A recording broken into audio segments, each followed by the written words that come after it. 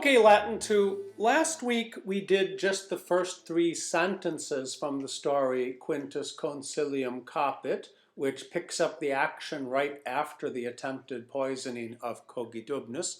And we studied in some detail the issue of embedded clauses. So now we're going to pick up the story where we left off. This week's lesson and next week's lesson are going to both be the continuation of the story. The PDF that I have supplied you this week is half for this week and half for next week. I will also attach it again in next week's lesson, but just be aware that when you finish this week's video, you're going to only have the first page and a half of the 3 pages of this PDF done. Now, vocabulary is provided. I would like you to attempt your own translation first and then double check it against the video. Be aware, however, that words that were supplied earlier in the story, like last week's lesson, may not be supplied if they appear a second time now as we continue. Okay, here we go. Eos statim comprehenderunt. They immediately seized. Remember, the erunt ending is they. They immediately seized them. So just to remind you, Salvius had ordered those 40 soldiers to go arrest Cogidubnus and the chieftains. So they immediately seized them. Dumnorix tamen, e manibus militum elapsus, per vias opidi noctu processit et quintum quae sivit. So, we are going to study in a little bit of detail in today's lesson the distinction between the past participles of deponent verbs and of active verbs. So, elabor, this is the verb that means to slip from. Remember, if it ends in an OR in this first form, it's deponent. And the third form of a deponent verb is the past participle. The past participle of a deponent verb is active. And so elapsus, to slip from, means having slipped from. So he's the one, Dumnorix is the one who does the action of elapsus. So just to reinforce this, hortor, the OR makes it deponent, and if it's deponent, the past participle is active, not having been urged, but rather having urged. And that could take an object. You could say, having urged the friend. So, Dumnorix tamen.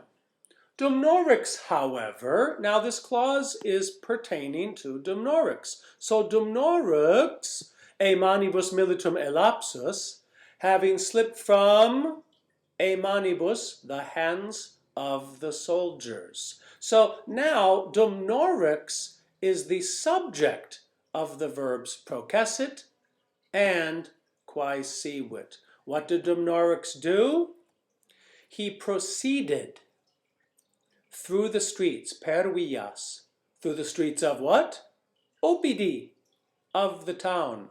When was he doing this? Noctu, by night. And what was he doing in addition to that? Et quintum quae sivit, and looked for Quintus. So Dumnorix, you may recall, he's the chieftain that tried to save Cogidubnus way back when the bear was about to kill him. And he knows that Quintus is a friend of Cogidubnus, and he's assuming that he doesn't agree with what Salvius is doing. So he's going to try to get Quintus to give some help. Cubiculum Quinti ingressus haec dixit. Once again, people, ingredior. OR means deponent. That means the past participle of a deponent verb is active. It means not having been entered, but rather having entered. And in this case, it takes the object, having entered the bedroom. Having entered the bedroom, Quinti, of Quintus. What did he do? Dixit, he said, hike these things. Now, look at that word hike. It seems to just be a form of the adjective hik, hike, hoke, meaning this.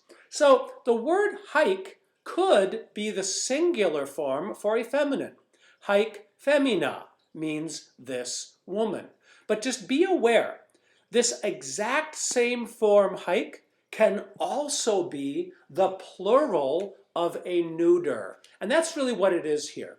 Rather than saying like these things literally, you just say hike, neuter, meaning these things. So in the singular, hoc verbum, this word, but in the plural, hike verba, these words. So again, hike is neuter plural or feminine singular. Amice, tibi credere possum, adiua me, adiua cogitubnum. Friend, I am able to trust you. So tibi is dative, but remember the verb credere takes a dative object. So possum, I am able, credere, to believe or trust, tibi, I am able to trust you. Adiua me, help me. Remember, to create the imperative, you just take the infinitive form, throw away the re, and what's left is the imperative. Adiua, help me. In Spanish, the same verb just simply, the you here somehow skips over to here, and the Spanish verb ayuda means to help. Help me, help cogidubnus. Salvius cogidubnum interficere nuper temptavit. Salvius recently tried. And remember, we're all frequently running to the end of the sentence. Nuper is the adverb that means recently. Temptavit, perfect tense, tried. What did he try to do? Cogidubnum interficere. Salvius recently tried to kill Cogidubnus. Okay, last sentence for today. Rex, in carcere inclusus, omnino de vita sua desperat. Once again, now we're going to study the past participle. The king, in carcere inclusus. Look down here at the verb. That's not an OR, it's just an O. That means it's like a regular active verb. But what that's going to mean is that the past participle of an active verb is passive. So the king shut up in prison. Shut up having been shut up in carcere, in prison. So again, just to reinforce this again. Video, just an O, that means it's active. Visus, past participle, that means seen, having been seen. Once again, one final point. Here we've got two different verbs. So think to yourself, I'm going to look here and here to determine whether it's deponent or active. Once I know that this is deponent, that affects how I translate the past participle. Past participle of a deponent verb is active. And so, haec verba locutus, having spoken these words. Scribo, an O means it's active, and that means past participle of an active verb is passive. Epistula scripta, the written letter, or the letter having been written. Okay, back to our sentence. The king, shut up in prison, omnino desperat, completely despairs. What does he completely despair about? About his life. Now, maybe more natural English instead of despairs about his life is he gives up on his life. Okay, so that's for this week.